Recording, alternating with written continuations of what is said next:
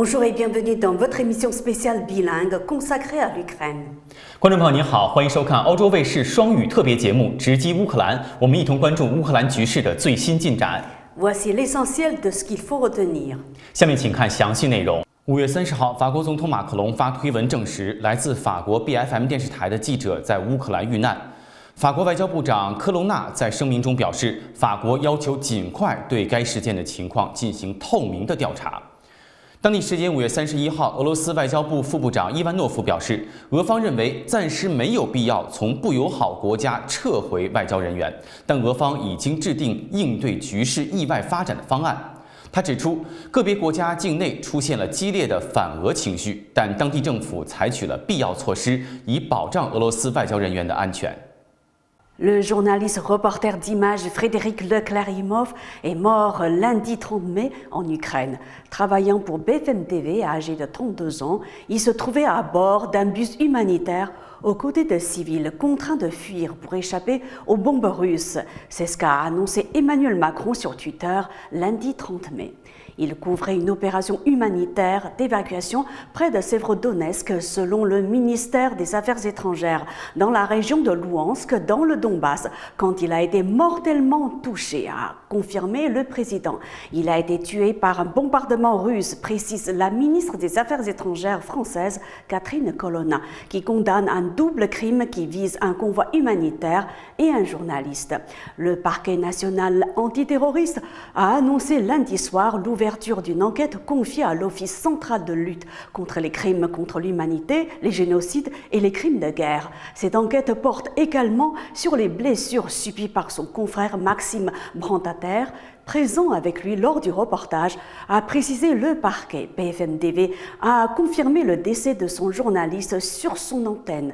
Il a été touché par un éclat d'obus alors qu'il suivait une opération humanitaire, a précisé la chaîne. Il s'agissait de la deuxième mission en Ukraine du journaliste qui travaillait depuis 6 ans pour BFM TV. Le journaliste Maxime Brantater, qui l'accompagnait sur ce reportage, a été légèrement blessé, a précisé la chaîne. À BFM TV, la douleur est immense, précise un Twitter publié lundi. Frédéric, journaliste reporter d'images, était courageux et discret. Nous perdons un confrère et un ami, ont-ils complété. Plusieurs médias et journalistes ont rendu hommage à Frédéric Leclerc-Imhoff.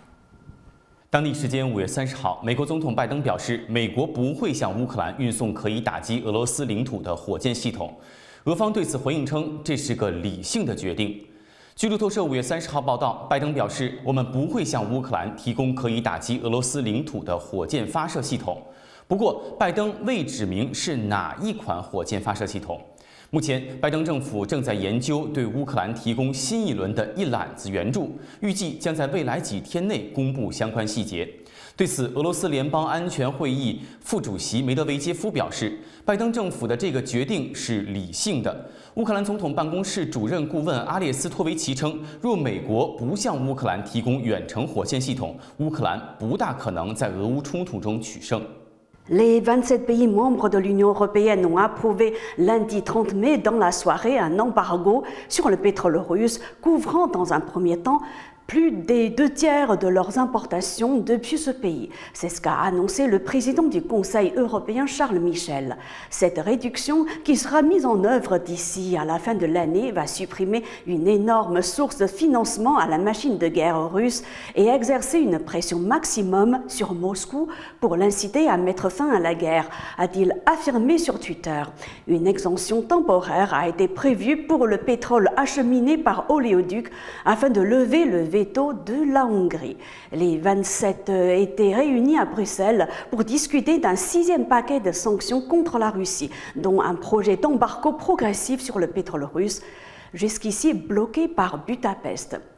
L'extension de l'embargo aux livraisons par oléoduc sera ensuite discutée dès que possible et au total, ce sont 90% des exportations de pétrole russe vers l'Union européenne qui seront arrêtées d'ici à la fin de l'année. C'est ce qu'ont affirmé la présidente de la Commission européenne Ursula von der Leyen et le président français Emmanuel Macron. Un peu plus tôt, le président ukrainien Zelensky avait exhorté les pays de l'Union européenne à une plus grande unité pour permettre l'adoption de nouvelles sanctions contre la Russie.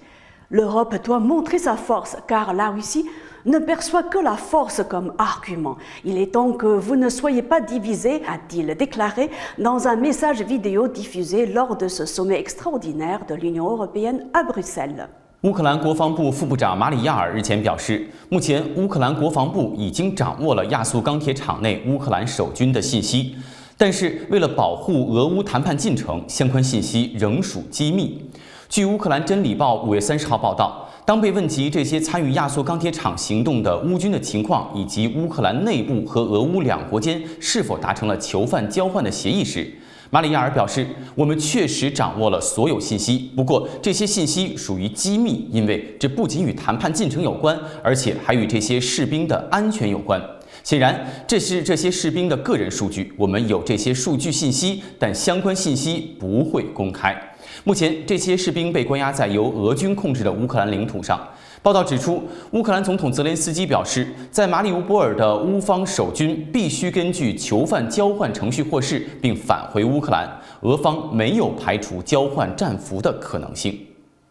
Les forces russes contrôlent désormais une partie de Sévrodonetsk, ville de l'est de l'Ukraine, qu'elles pilonnent et essaient de prendre depuis des semaines, a annoncé le gouverneur de la région. La situation est ultra compliquée. Une partie de Sévrodonetsk est contrôlée par les Russes, a indiqué sur Telegram Serhiy Kadaï, à la tête de la région de Lougansk. Il a toutefois indiqué que les Russes ne peuvent pas avancer librement. Des combattants ukrainiens restent toujours dans la ville. L'ennemi planifie une opération pour nettoyer le territoire des villages avoisinants, a encore affirmé Serhiy Kadaï, disant ne pas avoir de nouvelles de 3 médecins portés disparus depuis la veille. Lundi, le gouverneur avait annoncé que les forces russes avaient avancé jusqu'au centre de Sévrodonetsk, ville de quelques 100 000 habitants avant la guerre, aujourd'hui en grande partie détruite et désertée. C'est la fin de cette émission, merci à vous de l'avoir suivi. Mandarin TV continue de suivre de près l'évolution de la situation en Ukraine. À la prochaine. 感谢收看这一期的特别节目《直击乌克兰》，有关乌克兰危机的最新进展，欧洲卫视还会持续关注。下期节目再见。